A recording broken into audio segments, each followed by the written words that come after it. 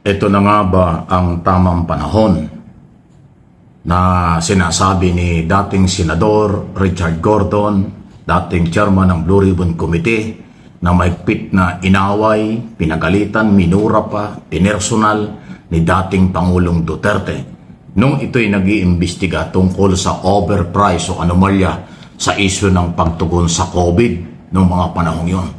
Pero ngayon ay nagkaroon ng pag-asa dahil nagsalita na ang Office of the Ombudsman na ito ay nire-revive, binuhay at katunayan ay talagang isa sa mga binigyan ng priority ni Ombudsman Remulla. Pakinggan natin itong pahayag sa media ni dating Senador Gordon. Hindi mo maitatago yung talagang kabulukan na ginawa noong nakaraang administrasyon, yung pagdanakaw habang tayo nahihirapan, maraming namamatay, ninakawan tayo. Like a thief in the night, pumasok sila.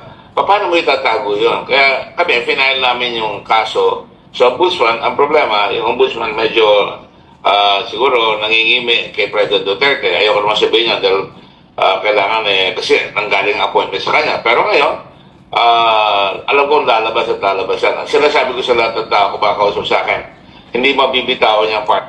Sinasabi dito ni Gordon, pagkatapos ng kanyang hearing noong panahong yon, 19 Congress, nagfile siya ng kaso, reklamo, before Office of the Ombudsman, under Duterte. At sa ilalim din ito ni Justice Samuel Martires na pinalitan ni Remulla. Walang nangyari ay ngayon bago ang Ombudsman, kaya malaki ang pag-asa niya. Hindi ko bibitawan yan at hindi nyo dapat bitawan sapagkat yan ay talagang napakalaking kasalanan sa tao. Kaya I'm very happy na bubalik ulit yan. Okay. And it did a lot. Kasi talagang siya ho nagtulak siya. Thanks to you. Billion-billion ito dahil ikaw ay napakalaking pera. Pakinggan natin ulit. Pero in this particular case, are you hopeful po na mauungkat talaga yung pinaka-utak nito, kung sino man yun, and ma-prosecute pa to the fullest extent? Well, unang-una yun, talagang pinaka-dapat kulong, nakakulong na doon sa hig. So si Duterte pa lang, tumulong talaga niya. Alam ko, hindi naman maitatago yan at siya ang principal yan. I'm confident that it will. So si Duterte talagang tinutukoy niya. Nasabi mo, tumakbo ko siya. Napilitan lang ako noon. Hindi naman talaga ako tatakbo na. Pero okay na yan. At pinangako naman yan na papatalo niya ako. Okay pa rin yan. Sapagkat hindi ako mahabol ang title. Ang nahabol ko pagsusilbi sa bayan. At ngayon, lalabas na naman yan. Pinapakita naman ng ating buong kabayanan na gusto nila ng katarungan. At I'm confident na sabi ko nga, it cannot have happened. The crime would never have happened without the President of the Philippines who appointed all these people through Bongo. Pina-appoint niya sa office ng SAP. At pagkatapos, in-appoint uli kahit na may karumaldumal na mga ginawa doon sa isang agency ng gobyerno. Ikinomplay siya sa Housing and Urban Board, HLURB. Tapos in-appoint pa rin doon sa PSDBM kasama ng mga Davao Boys. At ang nangyari ay yun ang nagbigay daan na inutos niya mismo kay Secretary Duque ilipat yung pera na kaya naman ng DOH na sila ang magpabidding pero nilagay dito sa hindi natin kilalang PSDBM.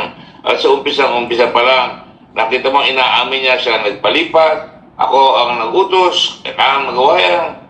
At pagkatapos ay nakita niyo, sa umpisa pa lang nag-overpriced na hanggang umabot na ng 11.5 billion yung na-discover namin pero ang nakuha ay 47 billion. Wow! At kasama, hindi na nga namin inabot si Saldico dahil ng concentration namin ito talaga mahuli sila Michael Yang hanggang kay lahat ng mga kasama nila. Huli-huli naman talaga dahil binigyan pa ng power of attorney ang corporate certificate yung kasosyo niya na si Lin Wei Xiong na tumago na doon sa Dubai at nilabas sila yung pera. Ang nakakalungkot lang, Peter, natutulog yung tinatawag natin Money Laundering Council. Bilyon-bilyon ang nilalabas sa land bank, tuloy-tuloy sa ibang bansa. At nakikita na nagkakabali, hindi pa kumikilos lahat yung ahensya ng gobyerno. Nakita lang they are not legally, financially, and technically capable. Binigay pa rin sa kanila kahit ang kanilang financial capability ay 625,000 pesos lamang. Binigay pa rin sa kanila at Grabe. bilyon-bilyon ang kinulimbat ng mga yan. So yan, napakalinaw. 41 billion pala yung anomalya during Duterte administration doon sa overprice sa pagtugon sa COVID. At ang masakit dito, mukhang natulog din ang Anti-Money Laundering Council nung panahong yon. Pinabayaan daw na matransfer ang mga perang ito sa abroad. Wow! Grabe, Ang tinutukoy ni Richard Gordon, dating senador, ngayon ni chairman ng Philippine Red Cross, ay si dating Pangulong Duterte na ngayon daw ay nakakulong na dyan sa dahig. Pero marami hong sangkot dito. Flashback. Senator Lacson, sir, go ahead. Yes, thank you, Mr. Chairman.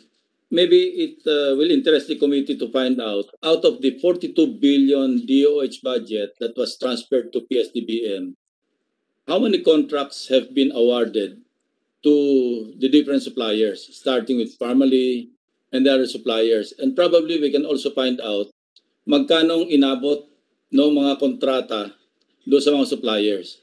Because so far, based on the additional info provided by Senator Drilon and your good self, nasa mga 12 billion na yung nakukuhang kontrata ng Parmalee. Now, if Mr. Wang Chuyen or Mr. Lincoln Ong would know, how much have you contracted with the PSDBM? Out of the 42 billion, nakamagkano po kayo? And how many contracts?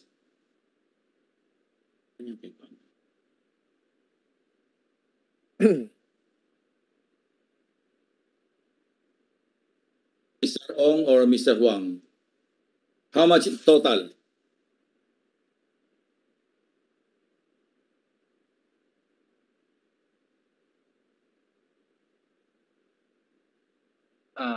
Based on the record, Mr. Chairman, we have 11 billion po. 11 billion? 11 billion po, pero I'm not sure kung ano po yung DOH or sa PSDBM. That is practically a third of the 42 billion that was given to them, Senator Lacson. Do you agree? How many contracts are involved in the 11 billion peso payment by PSDBM? We have usually puro mask, test kits, and PPEs. No, how many contracts lang? Number of contracts? 3, 4. Can you submit that to the committee? Yes po, Mr. Chairman. 11 billion, pero kinumpute namin yung nadagdag ni Senator Drilon sa Senator Gordon, nasa 12 billion na. So, just make sure that you base your figures on official records, Lincoln. Opo, Mr. Chairman. How about Mr. Wang? Would you have any idea as to the total amount that PSDBM had disbursed to Parmalee? Mr. Chairman, if I clarify, what do you mean by dispersed to Parmalee? Speak a little Total louder. payment. I couldn't hear it. There was something. Total payment that you have received from PSDBM. I will need to check Kinita nyo our, yun, I will need to check our records on that, but it should be close to. I can't say for certain.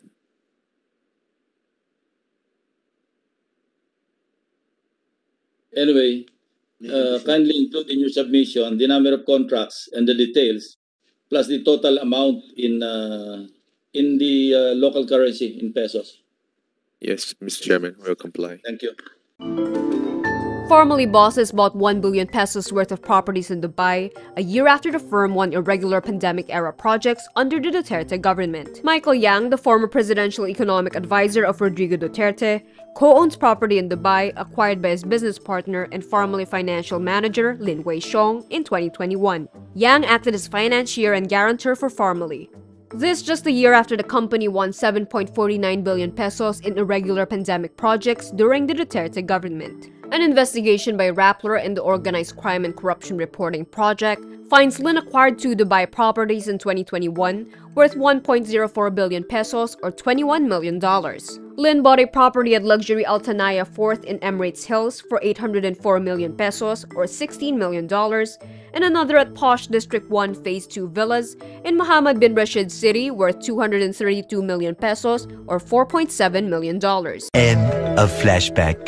Ay nako, di ba nga, eto nga po nga si Sara Duterte, sabi niya, bakit daw hindi kidnapin ng ating gobyerno etong si Saldico? Dahil nga daw po napakaraming korupsyon na ginawa nito at siya daw ang nagsiwalat, bakit daw hindi daw po ito mahuli? Kidnapin na daw, sabi ni Sara Duterte. Ngayon, tanungin naman natin si Sara. BP Sara, bakit hindi nyo kidnapin si Michael Yang? Di ba, nung panahon ng tatay mo, namayagpag to at napakaraming korupsyon na ginawa at hanggang magtago na at hindi na po magpakita dito sa Pilipinas. Oh. Diba? Ba't hindi nyo kidnapin si Michael Yang? Kaalyado nyo naman yan. Ginawa pang economic advisor ng tatay mo. Kaya nga bumaha ng mga Tsekwa at mga peking Pilipino dito sa bansa natin at nagkaroon pa ng Tsekwang mayor. Pati mga pogo. Nilulong ang mga Pilipino sa sugal. Oh. Diba? Bukod doon sa Parmali, abay, napakarami pong Pilipino ang nasira ang buhay dahil po sa pagkakagumon sa bisyo na yan.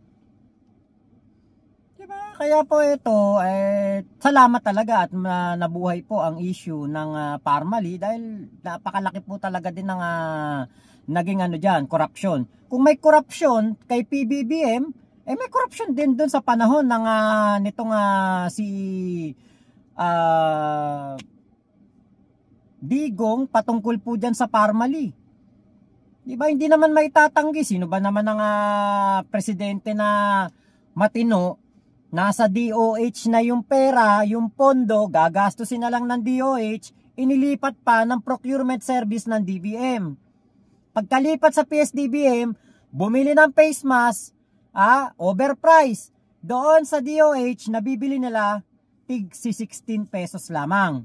Pagdating doon sa PSDBM, 27 pesos. So sa halip na makamura, napamahal pa.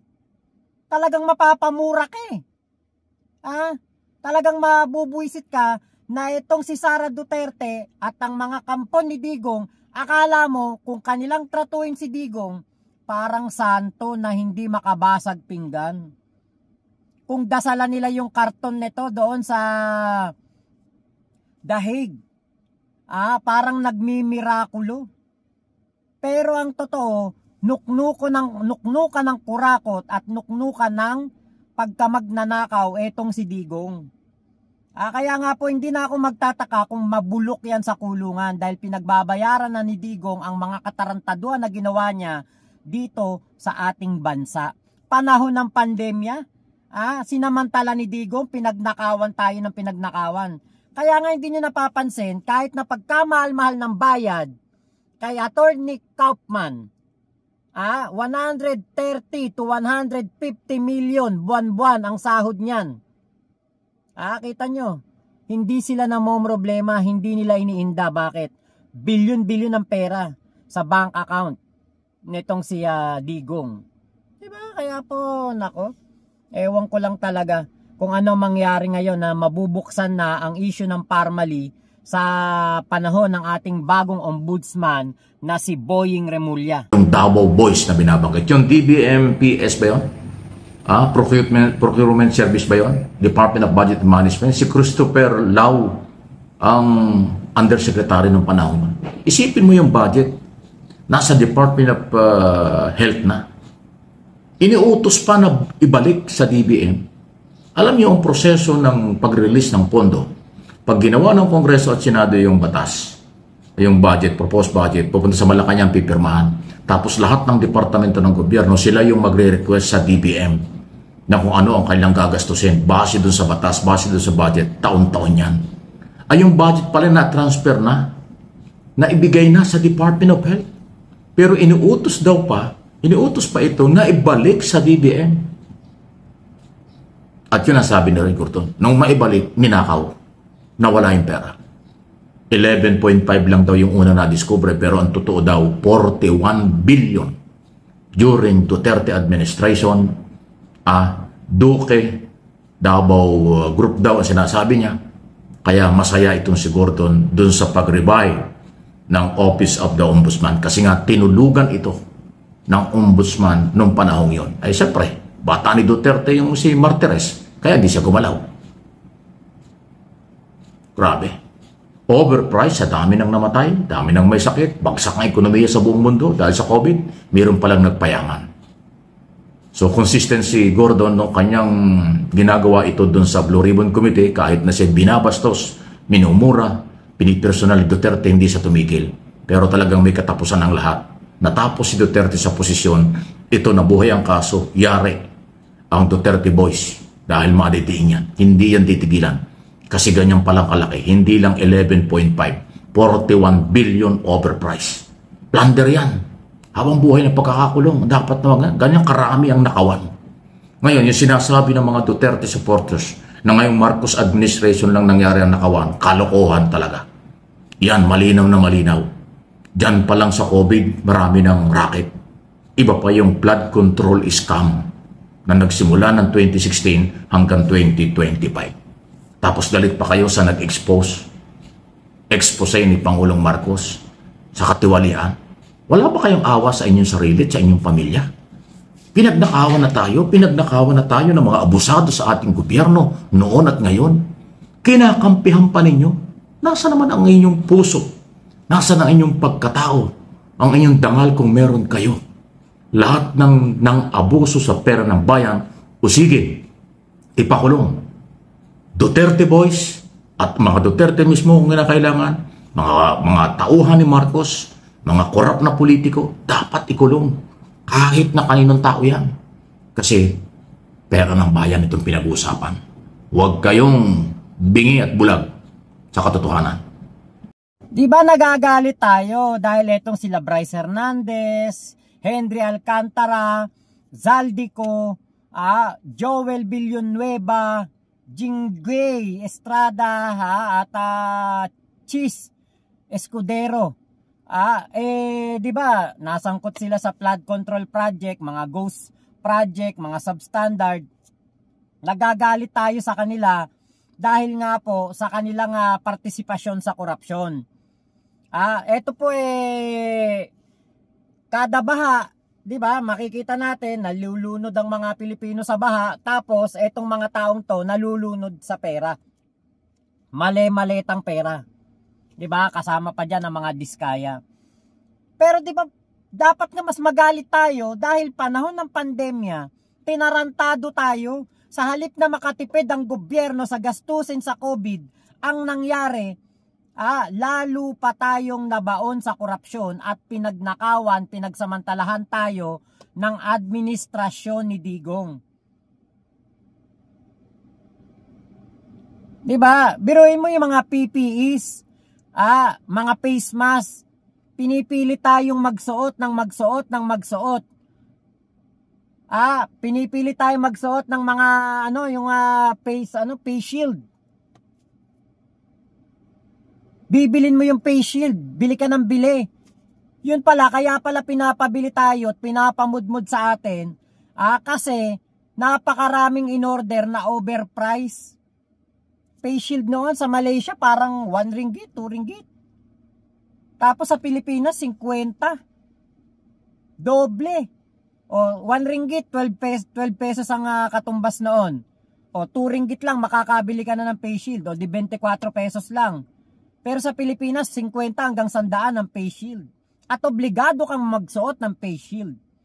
Sa Malaysia noon, hindi na gaanong inano yung mga face shield na yan. Kaya pala tayo noobliga kasi andyan ang korupsyon. Bumaha ng face shield, bumaha ng mga face mask kasi kailangan natin gamitin dahil in-overprice tayo at sinamantala tayo. Di nyo napansin noon, luluwag na pero face shield, face mask required pa rin. Ganyan po tayo tinarantado ni Digong panahon ng pandemya. Sa halip na tulungan tayo, sa halip na gamutin tayo, sa halip na magmalasakit sa kapwa mga Pilipino, yung pera ng DOH, pinalipat pa sa PSDBM at naging bunga pa ng korupsyon. Nagkaroon tuloy ng korupsyon. Pagnanakaw sa kaban ng bayan. Actually, hindi lang doon marami pa pong mga pera ng ibang ahensya pinalipat sa PSDBM. Tapos, pinambili sa mga ibang kagamitan, overpriced, katulad ng laptop ng DepEd. Diba? Napakalaking katarantaduhan. Kaya po alam nyo, kawawa po talaga mga Pilipino nung panahon ni Digong. Baon na sa utang, baon sa sugal, gumon sa sugal, pinasukan pa ng mga tsekwa, nagkaroon pa ng mayor na tsekwa, may COVID na, may pandemya na, niloko pa tayo ni Digong. Diba? Maring magalit tayo kay Zaldico, kay Bryce Hernandez, sa mga Diskaya, dahil sila yung mga gumawa ng korupsyon. Pero wag natin kakalimutan yung korupsyon ni Digong. Diba? So yun lamang po, maraming salamat Sir Mike Abe sa yung video na aking nireaksyonan. Ingat po kayo, nasa mang panig kayo ng mundo. MA Pinoy TV at Mike Abe Opinions. Huwag niyo pong kakalimutang suportahan, subscribe, like and share. Dito po sa YouTube, walang fake news kay Sir Mike Abe. So yun lamang po, ingat po kayo, nasa mang panig kayo ng mundo. Bye bye po, Mama Chup Chup, love you, God bless us all Pilipinas. God first, salamat po.